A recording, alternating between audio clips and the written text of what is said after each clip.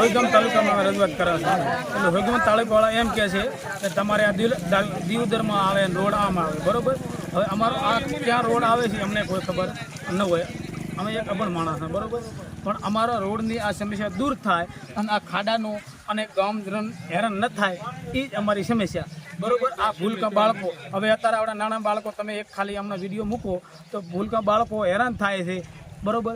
ખેતરથી એમના મા બાપ મેળવા આવે તો કેવી રીતે આવે એ ખુદ પડી જતા હોય અને બધી હેરાન થતા હોય. કેટલા સમયથી છે આ સમય વર્ષોથી છે આ સમસ્યા દૂર થતી જ નથી. અમને બસ આ સમસ્યા દૂર થાય.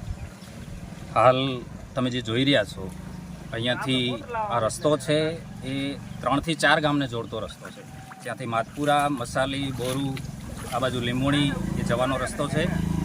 એ જગ્યાએ છેલ્લા ઘણા 10 વર્ષથી ઘણા બધા ઇસ્યુથી પ્રશ્ન અહીંયા પાણી ભરાવાનો છે. આપ પાછળ જોઈ શકો છો કે જે છેલ્લા છેવાડાના છે 100 મીટર વિસ્તાર સુધી સતત ગુડાસુનું પાણી ભરાઈ રહે છે. 4-4 ફૂટનું પાણી હોય છે અને વધારે પડતા પાણીના કારણે જ્યારે ટેન્કર પણ અહીંયાથી નીકળતું હોય, પાણીનું ટેન્કર છે, દૂધનું ટેન્કર, એના કારણે રસ્તો દબાય છે અને દબાવવાના કારણે એટલા મોટા ખાડા પડ્યા હોય છે કે જ્યારે સ્કૂટર ચાલક કે વાહન ચાલક નીકળે ત્યારે એને ખબર નથી હોતી કે ક્યાંથી જ નીકળવું.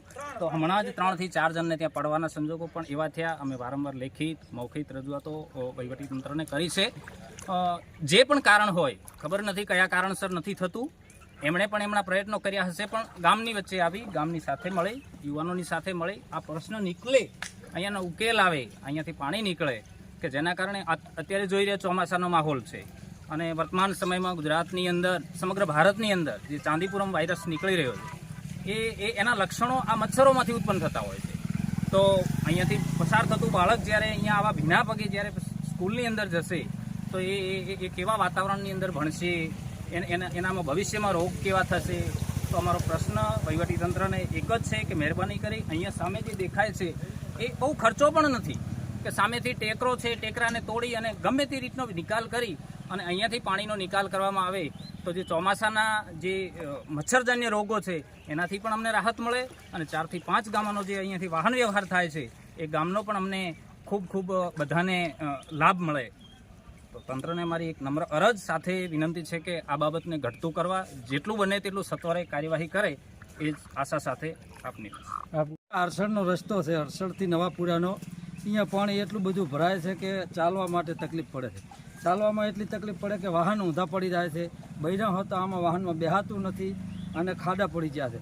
જો આ રસ્તાનું પંચાયત નિવારણ ના કરે તો અહીંયા ચાલવામાં માધપુરા, મસાલી, હરસણ, નવાપુરા તમામને આ ચાલવાનો રસ્તો મેન રસ્તો છે આજે.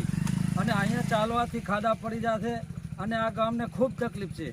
આ ગામની તકલીફ મટાડવા માટે સરપંચ હોય, ડેલિકેટ હોય, ગમે એ હોય એને આ તકલીફ મટાડવાની જરૂર છે. અને આટલી વિનંતી છે કે આ ખાડાને બૂરી અને આનો પ્રશ્નનો હલ કરો.